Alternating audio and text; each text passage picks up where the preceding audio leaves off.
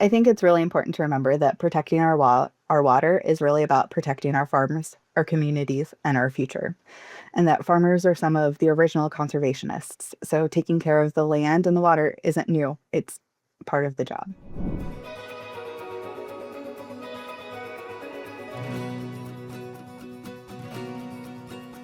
Welcome to this episode of Illinois Corn TV. Today, we're thankful to have guest Rachel Curry with us.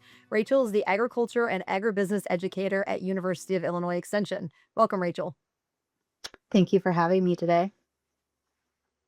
To kick things off, I am curious, what is one thing you think all farmers should know? Is there one great tidbit of advice that you, if anything else, that's what they take away from today's call? Well, I think that it's something that they all know, but maybe something that's really easy to forget. And that's to always have open lines of communication, especially if you're renting ground, to have those conversations with your landowners about um, all the things going on within the operation. But from my perspective, especially on the conservation side of things. It's a great piece of advice, especially with over 70% of our farmland being owned by somebody than the operating tenant. But today, we're not here to talk about land tenancy. We are here to talk about the NLRS. So, with that, for people hearing about it for the first time, what is the NLRS, the Nutrient Loss Reduction Strategy, and why should farmers care and everyone who lives in Illinois? Well, I like to start at the beginning because it started back in 1997 with the Gulf Hypoxia Task Force, and they were established in response to the hypoxic zone in the Gulf, which I'm sure everyone has heard about. So the Hypoxia Task Force, they coordinate activities to reduce the size, shape, and severity of the hypoxic zone. And as a result, the US EPA tasked the 12 highest contributing states to create a strategy to reduce nutrient loss from their state. And so Illinois is one of those states. So Illinois' strategy was adopted in 2015, and it identifies sources of nutrient loss in Illinois as being point sources, which are primarily our wastewater treatment facilities, agricultural non-point sources, and urban stormwater. And there's a whole lot of research going on currently because we also understand that nutrient loss can come from other locations as well. So understanding where nutrient loss is coming from in our state will also help us address nutrient loss. But the original strategy identified nutrient loss reduction goals, as well as best management practices to reduce non-point source nutrient loss. So Illinois has adopted multiple agricultural BMPs to the strategy since 2015. And all of these practices have been reviewed by our Ag Water Quality Science team. And they all include nutrient, and we're talking nitrogen and phosphorus, reduction efficiencies for each of these practices. And these practices include infield practices, such as cover crops and conservation tillage and using MRTN, edge of field practices, such as constructive wetlands and bioreactors, as well as land use change. And so that's converting maybe less profitable ground to from row crop production to perennial or energy crops. That's great. You kind of touched on it, but there's this idea in the strategy of point source and non-point source, and you kind of mentioned agriculture being non-point source. Can you maybe explain a little bit more in detail the difference of the two? And does non-point source, I mean, is the only thing there agriculture, or are there other things that could be non-point source? Absolutely. So point sources are where we can trace the pollution or the nutrient back to a single source. And that could be something like wastewater treatment facilities, which I've already mentioned, or it could also be a factory or a pipe or a CAFO, for example, can also be a point source. Non-point source is basically everything else, and it generally is a result from runoff, precipitation, drainage, and seepage. So most of the non-point source nutrient loss in Illinois is attributed to agriculture. It's about 80% of our nitrates and about half of our phosphorus. But there also are urban stormwaters and stream banks and legacy nutrients that also play a role in all of this. So it's really important to realize that nutrient loss actually comes from multiple sources. And that could be our local communities, our golf courses, backyards, even. And along with our agricultural sources. And so all of these nutrients are going to be entering our local water bodies, and they impact our drinking water safety and our access to recreational sites. And so we have to keep in mind that what happens on one field or in our backyard can impact water downstream. So it's really, at the end of the day, being a good neighbor. It's complicated. I mean, each one of those raindrops and droplets of water doesn't come with a little QR code you can scan to figure out where it came from and how it all got there. And so it's your I love that. It's we're all working together and we're realizing this is as a state of the whole. Um, we're gonna take a quick little break and move into one of our favorite parts of the show, and that is not to be corny. So, why was the nitrogen always getting into trouble? I don't know. Why was the nitrogen always getting into trouble? It couldn't resist going with the flow.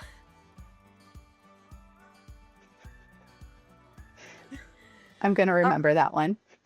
all right. Well, now to move back into a more serious note. So, the thinking about nitrogen and moving with the flow leads us right into how does improving water quality also improve soil health and farm profitability? And understanding the connection between conservation and profitability is so important for farmers. Um, and the farmers that I interact with regularly talk about how they believe that they are stewards of the land. And so they focus on what they can do to protect the farm viability as well as protecting their land for future generations. Because at the end of the day, clean water starts on the farm, and farmers take that responsibility very seriously. And we also understand that healthy soils hold on to nutrients and water better, which means that there's less runoff and better crops. And when we're talking about things like infield agricultural conservation, there are practices supported by the NLRS like conservation tillage and cover crops that can improve soil health while reducing the nutrients leaving a field. And these practices all align with the 4 R's of soil health: the right place, the right rate, right source, and right time.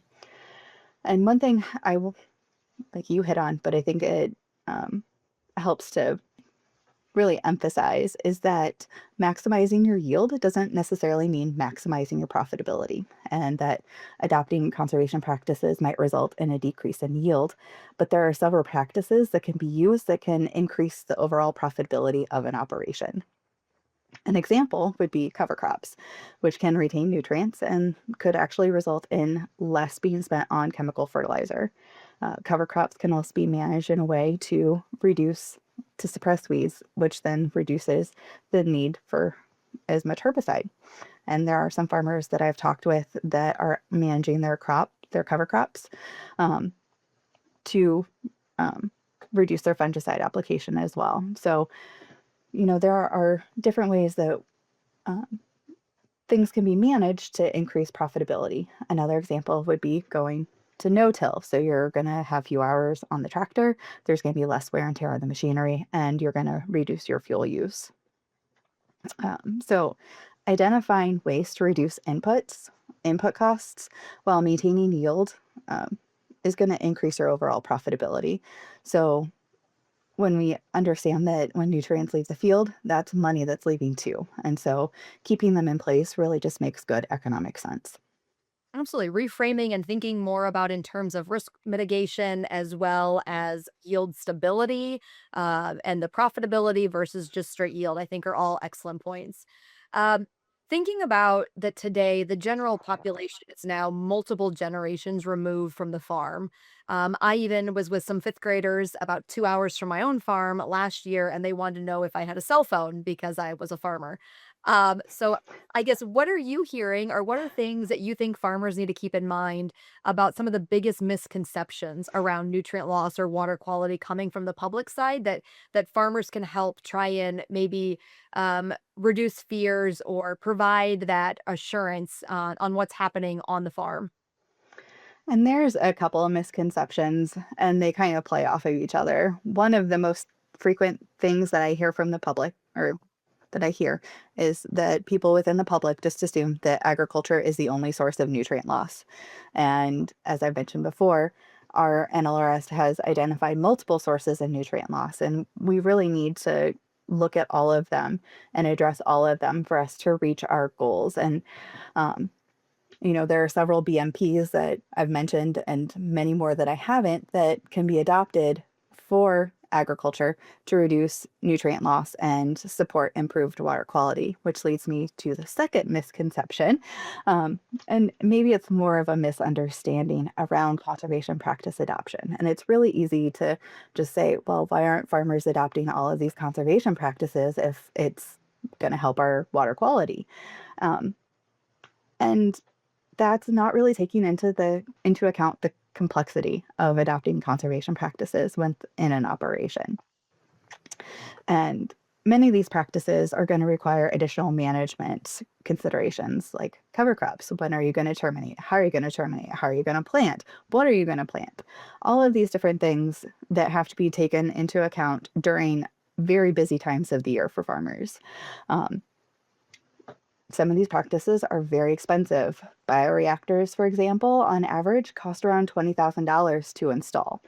And I don't know about you guys, but I don't have an extra $20,000 sitting in my bank account where I'm like, hey, let's go put a bioreactor in. And not every practice is fit for every field. So those are other things to keep in mind. And as you mentioned earlier, Megan, somewhere between 70 and 75% of the row crop ground in Illinois is not owned by the farmer farming it. And so whatever is adopted onto these fields has to be approved by the landowner. And that also includes applying for cost share programs to help pay for these different practices. And it can be difficult if that landowner is a business or Bill Gates, for example, or the University of Illinois is another large landowner here in Illinois. So it's It's not a a lot of black and white complexities. issue.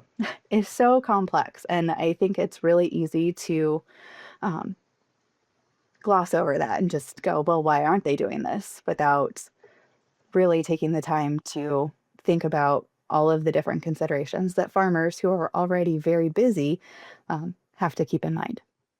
Yeah, and I think that, you brought it up on, like, cover crops specifically or even go into no-till, that I think people don't also understand that for a planting window, you're looking at a few weeks in the spring is all you have to ideally get that crop planted, and so if you're gonna change that management style and what gets incorporated, like, you're changing it in a very short amount of time and having to have everything go just right for that to be successful.